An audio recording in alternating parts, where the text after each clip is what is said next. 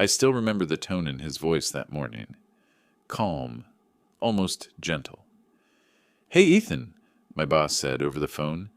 "I've got bad news. The business trip's canceled." At first, I didn't even question it. We were supposed to fly to Seattle for a 3-day client meeting.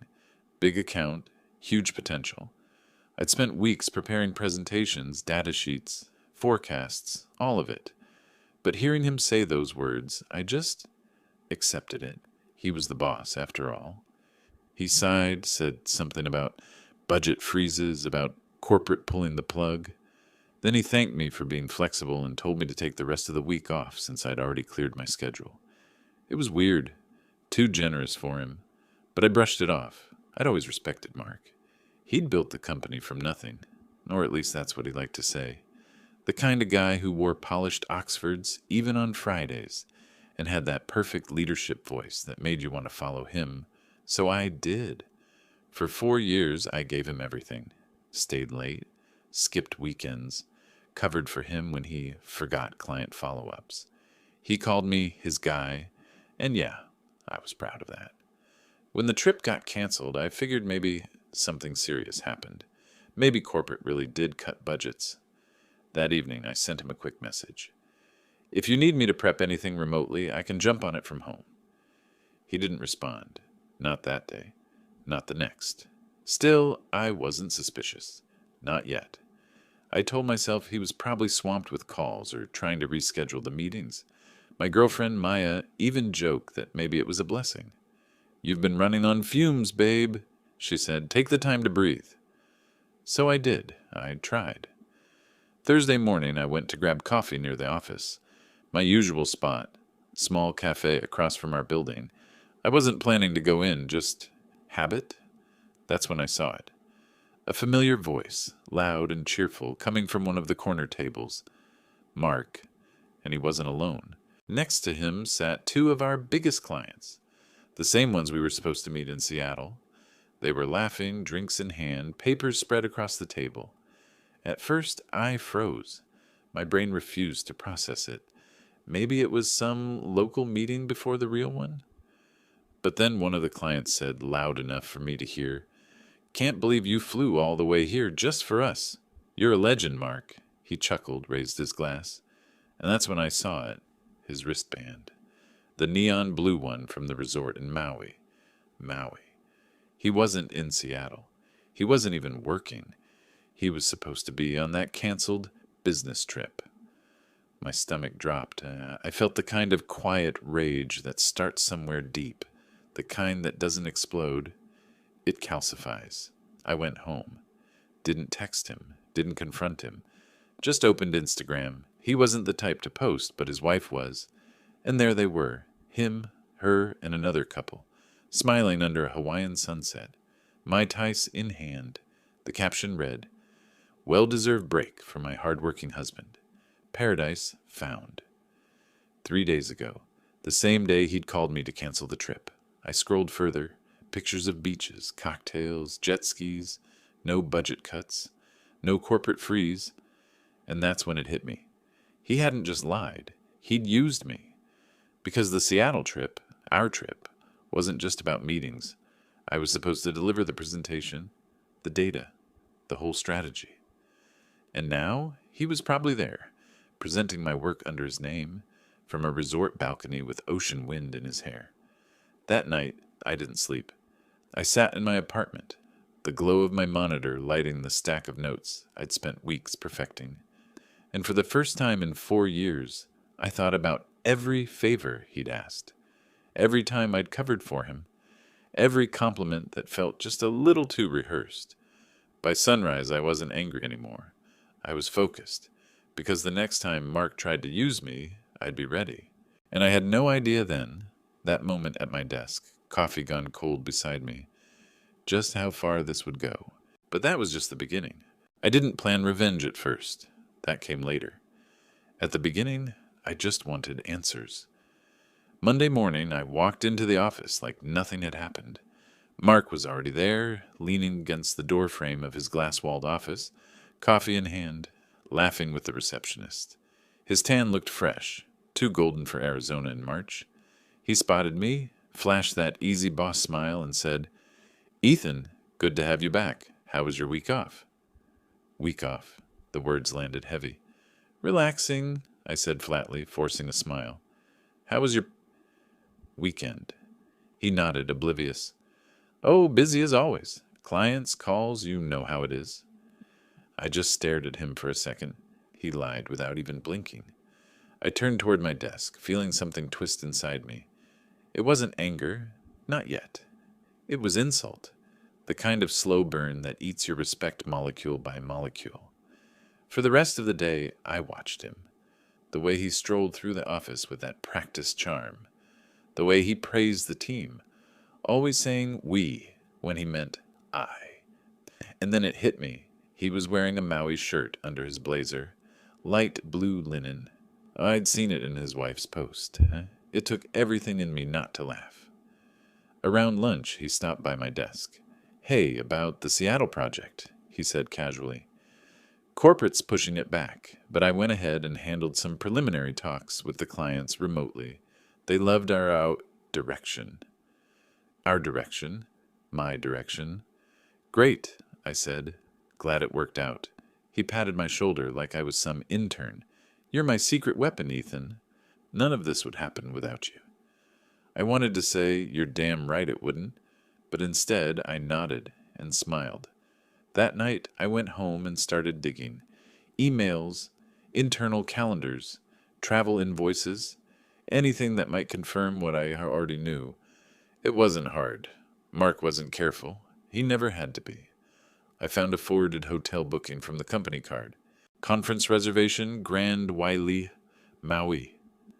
The justification line, client engagement, Seattle. I almost laughed. It was sloppy, bold, arrogant. He'd charged the entire thing to the company as a business expense, and that's when something inside me flipped. This wasn't just about him lying to me. It was about him stealing credit, stealing resources, and making me complicit by silence. That night, I opened my work laptop and created a private folder. Project, truth, screenshots, receipts, timestamp posts, emails. I documented everything. For the next week, I played the loyal employee, helped him prepare quarterly reports, rewrote his presentations, sat quietly in meetings while he repeated my ideas word for word. But the act was getting harder to hold. One afternoon, while reviewing his expense report, I noticed another trip marked as client follow-up. Dates, next month. Destination, Cabo San Lucas. It wasn't even subtle anymore. That evening, I told Maya everything. She listened, expression unreadable. "So what are you going to do?" she asked finally. "I don't know," I said. "HR won't care. They protect executives. If I go to corporate, they'll bury it." She leaned forward. "Then don't go to corporate. Go to the clients." That thought stopped me cold. But she was right. Those clients, the ones from Seattle, had trusted me. I was the one who handled their data, their accounts, their timelines. If Mark had lied to them the same way he'd lied to me, they'd want to know. Still, I hesitated. It wasn't just fear of losing my job. It was the idea of becoming someone who exposes people, who crosses the line. But then Friday came. I was in the break room when I overheard Mark talking to another manager. His voice was casual, confident. "Yeah, Ethan's good. A bit naive, but he gets the job done. He's loyal. Probably too loyal." They both laughed. Something snapped. That night, I went home, opened the Project to Truth folder, and wrote a single line at the top of a new document. If you're reading this, you deserve to know who you're trusting. I started writing. The truth. Every detail, every lie. Screenshots embedded, timestamps attached. I formatted it like a client summary. Professional, clinical, irrefutable. By the time I finished, it was 2 a.m. My hands were shaking, but it wasn't fear. It was release. I stared at the send button for a long time. And then I didn't press it. Not yet. Because something told me this wasn't finished. That there was still more to uncover. I didn't know it then, but that decision, that single moment of hesitation, would cost him everything. I didn't know it yet, but that decision would change everything. The next Monday started like any other. Mark was in early, strutting around the office, bragging about how corporate loved his initiative. By noon, I couldn't look at him without feeling that pulse in my jaw again, that quiet rhythm of restrained rage. I wasn't just angry anymore. I was curious. How deep did his lies go? So I started digging where he thought no one ever would. Our company had a shared drive, accessible only to managers and senior staff. I'd been promoted just enough to have access, and Mark had gotten lazy with his permissions. Buried in a folder labeled Q4 Client Relations was a subfolder of scanned receipts and PDF contracts. At first, it was all normal. Client invoices, reimbursements. Then I saw something strange. Receipt? Grand Wailea Resort, Maui, 6,372, 12s. Description, conference expenses. Authorized by M. Collins. Approved by E. Hartman. My name. He'd forged my approval. I froze. The PDF was digitally signed using a corporate certificate. Mine. He must have copied my signature from previous reports, pasted it on, and submitted it through the automated system. That wasn't just unethical. That was fraud. And in that instant, I stopped being afraid. I started collecting. Carefully. Systematically. I downloaded everything to an encrypted drive. Emails, receipts, and especially the one where he'd submitted that Maui reimbursement with my digital sign-off. But before I made my move, I wanted to be sure. I needed proof that corporate couldn't ignore. That proof came sooner than I expected. On Thursday, he sent me an email. Ethan, I'll be out of the office next week. Quick follow-up trip with a few partners. Can you finalize the Q1 deck for me? You're a lifesaver. I hovered over the email signature. Sent from my iPhone. Attached. Client. Trip Yacht Proposal. PDF. Destination Cabo San Lucas. Dates next week. Listed attendees.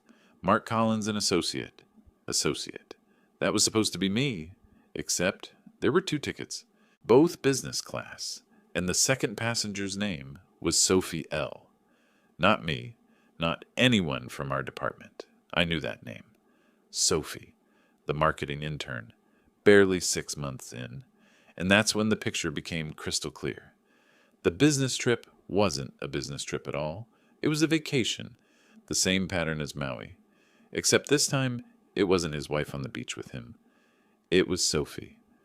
I sat there, staring at the screen, feeling that cold rush, a mix of disgust, disbelief, and dark satisfaction, because this time he'd gone too far. That night, I stayed late at the office. Everyone else was gone by 8. I walked into his glass office, shut the blinds, and opened his desktop. He never locked it. He thought no one would dare. Emails, photos, hotel confirmations, and one folder labeled Cabo 2025. Inside, photos. Him and Sophie at a restaurant. Him holding her hand. Receipts, flight confirmations, all charged to the company card. I copied everything. Every single file. By midnight, I had enough to bury him, but I didn't send it to corporate yet. No, that would have been too easy. Too private. He'd humiliated me publicly, canceled my trip, stole my work, lied to my face. He deserved the same. Friday morning, I created an anonymous email address and scheduled a message blast. Recipients. Corporate HR, our CEO, 3 clients, and, for good measure, his wife's professional email. Subject line. About your Maui and Cabo. Business trips. Full documentation attached. Attached were 22 files, screenshots, emails, receipts, and at the very end, one photo. The one of him and Sophie smiling on a beach, her head resting on his shoulder. I hit schedule send, Monday, 8 a.m. That weekend, I couldn't stop replaying it in my mind, the moment it would go off, the explosion that would follow. Part of me worried. Another part, the tired, used-up part, felt something close to peace. Monday came. 8:03 a.m. I heard it. His office door slammed. Then shouting. first muffled, then clearer. Who the hell did this? The entire office froze.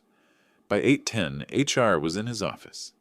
By 8:30, IT. At 90, security escorted him out, his face pale, jaw locked, briefcase clutched like a shield. No one said a word, just the sound of his shoes clicking against the tile as he passed my desk. He didn't look at me, but I looked right at him. And for the first time in 4 years, I didn't feel small. He was gone by noon. HR called an emergency meeting at 2. The words were formal, rehearsed. Mr. Collins has resigned effective immediately. We appreciate his contributions and wish him well. But everyone knew. That evening, my phone buzzed. Unknown number. Voicemail. His voice. You think you've won? You have no idea what you've started. I replayed it twice, then deleted it. I didn't respond. I didn't need to, because the damage was done. But that night, sitting in my apartment, the adrenaline wore off, and the quiet hit. That kind of silence that comes after chaos. And I realized something. Getting rid of him wasn't the end. It was only the start of the fallout. That night, I stopped being the hero. A month passed before I heard his name again. By then, the office had gone through what corporate called a restructuring. Mark's old position was dissolved, his projects reassigned. HR said he'd violated internal policy, but no one dared ask what that meant. Everyone already knew. The whispers died fast, though. Offices are good at pretending nothing happened. People moved on. At least that's what they told themselves. Me? I didn't move on. Not yet. I'd won, technically. The man who'd used me, lied to me, stolen from me, gone. But the victory didn't taste like I thought it would. It wasn't sweet. It was clean, cold, quiet, the kind of silence that feels earned. I deleted the anonymous account, wiped the drive, formatted it twice just to be sure. And then I took a long weekend off, my first real one in years. Maya and I drove north, no plans, no destination. We ended up in a small town near the mountains, a place with no cell signal and the kind of air that made you forget what cities even smell like. For the first time, I slept through the night. When we came back, there was a letter waiting in my mailbox. No return address. Just my name, in thick black ink. Inside was a single sheet of paper, his handwriting. You think you destroyed me, Ethan. You didn't. You exposed a system that rewards people like me. You think they'll protect you. Wait until you realize you're just like I was.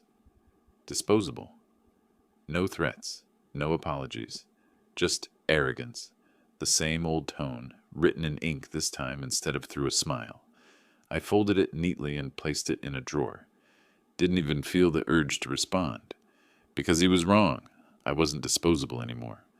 The company offered me his role 2 weeks later. You already know the accounts, they said. You have the client's trust. I accepted. But not for the title, for the access, for the control. Because for the first time I could do what he never did. Lead without lying. Build something without burning people to feed my ego. But that's not where the story ends. 3 months later, during a client dinner, one of our Seattle partners pulled me aside. He leaned in, voice low. Whatever happened with Mark, thank you. We knew something was off, but we couldn't prove it. You saved more than your own reputation. You saved ours. I nodded, didn't say much, just smiled. That night, driving home, the city lights reflected off the windshield. Sharp, fragmented. I thought about everything that had happened, how close I'd come to letting it all slide, how easy it would have been to stay quiet, keep collecting paychecks while he kept taking credit. But I didn't. And somewhere between the freeway exits, I realized something simple but true. You don't fix corruption by being louder than it. You fix it by surviving it, outlasting it, and walking out clean. When I got home, there was a voicemail from HR. Something about finalizing the transition. I didn't bother listening to the rest. I poured myself a drink, stood on the balcony, and watched the city move. Thousands of lives intersecting, colliding, each person with their own quiet story of betrayal and survival. Maybe that's what life is, I thought. A long string of business trips, some real, some fake, and the people we trust to sit beside us on the plane. And sometimes you learn the hard way that not everyone's flying to the same destination. I finished my drink, turned off my phone, and stepped back inside. In the corner of my living room, my suitcase still sat from that canceled trip, untouched since the day he called me. I unzipped it for the first time in months. Inside were my old notes, the Seattle itinerary, the printed decks, all still crisp and ready. I smiled, folded them back in, and closed the zipper, not out of sadness, out of closure. Because sometimes revenge isn't about watching them fall. It's about watching yourself finally stop looking back. They thought I was gone. I wasn't.